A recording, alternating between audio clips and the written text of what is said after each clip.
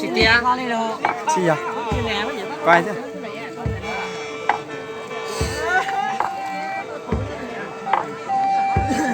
Mà các ông quay phim lại thấy chụp ảnh.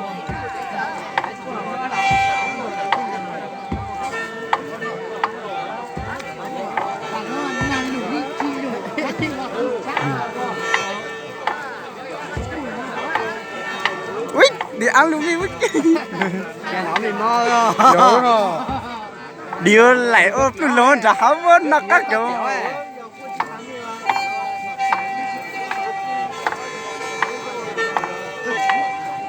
có sự khó với nhau gì cứ để tự nhiên ha thế thì chú để tự nhiên ha Cô ơi, số giấy tự nhiên chạy cho hết cho đi à. bây giờ cảnh nó bây giờ to hết á.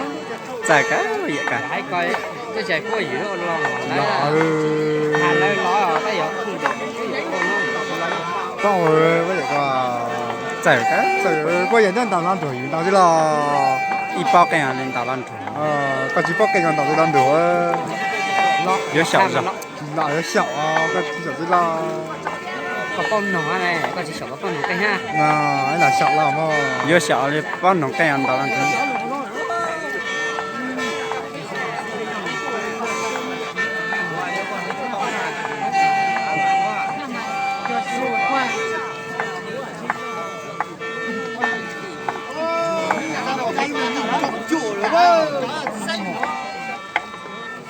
rồi chứ ha